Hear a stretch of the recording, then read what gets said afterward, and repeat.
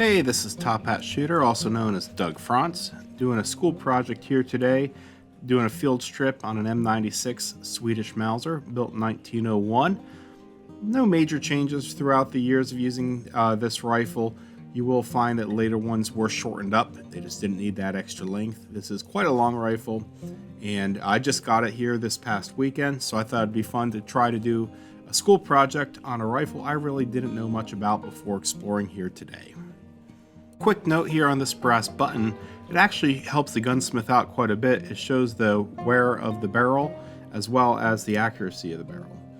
Here you can see it says Mauser Action, the 1896 version that has a few less lugs than the later popular 1898 version. Just pull up your rifle. It does need to be cocked. It is cocked on close, so go ahead and do that. You have to depress the magazine. Now that it's cocked, put the safety up to the middle position, pull out, and then pull on the bolt release here, and the bolt will slide right out. Next, we take the back of the bolt, and it simply unthreads from the front. As you pull that apart, you will see the firing pin and the firing pin spring.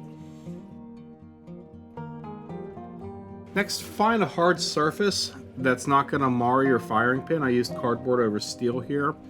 Should have used a press block. I'll do that later when I reassemble it.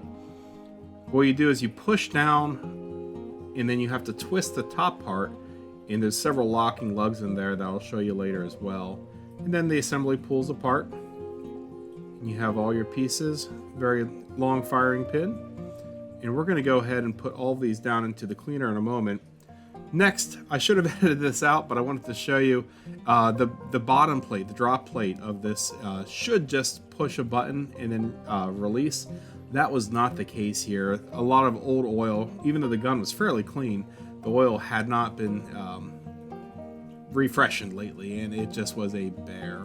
I'll show you what I did here to finally get this, but there were several failed attempts at first. What I ended up doing was getting one of my bone tools, which is a plastic prying tool, so I wouldn't mar anything.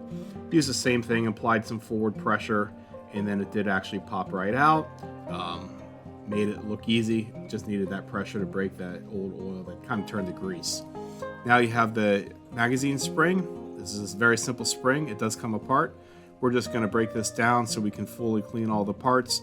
I'm not going to go too abrasive on this. It's in good shape, and it is a historic piece, so I don't want to take away any more than necessary to get this clean and just make sure it has a good service life. Quick tour of the shop.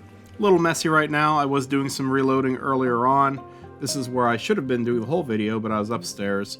Dehydrator for drying, and then my ultrasonic cleaner.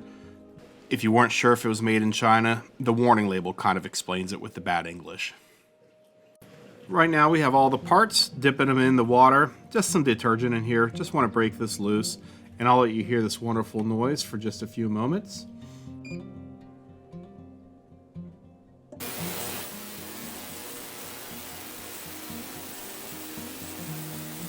Looking over the gun, it is a clean rifle. There's not a lot of dirt to get out of here, but while it's down, I will clean it up a little bit and just re-oil everything. You can see the cleaning rod I have is long enough to go to the whole barrel. Interestingly, the cleaning rod that comes with the rifle would not be long enough to go to the whole barrel. This was as designed, and the original field manual does say to clean it from both ends, which would cause excess wear at the end, but we're not going to be doing that. We're just going to clean it from the breech. See, from this single pass of the oil rag, it's a very clean rifle. You could pass it 100 times and get the same amount of dirt.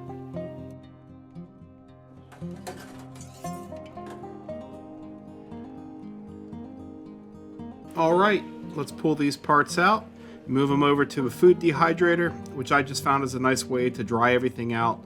Make sure I get all the moisture out before adding the oil. One neat thing to note on these Swedish Mausers, most of the parts are stamped with the last three numbers of the serial number. In this case, it's 919.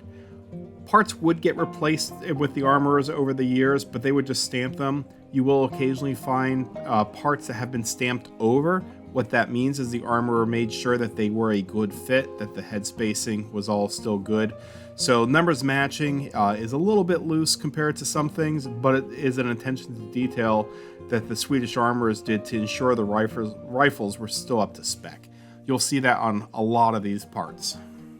Coming back to the drop plate, just to show how it should work when it's not sticky, all that happens is you push down on that button, which then allows for this tang to slide out. That little notch goes right in there, and that's a real simple design. Again, the oil had just gotten a little bit greasy over the years and kind of stuck. Next, to reassemble, I did find that the spring's a little more narrow on the top part of the magazine. The drop plate has the wider part, just something to take note of.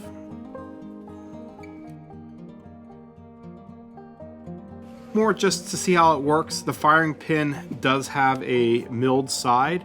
Those become locking lugs and hold in both parts of the bolt here. So I'll show you how that kind of fits together. Here's the upper part, and these just slide over that firing pin, and then you twist them down.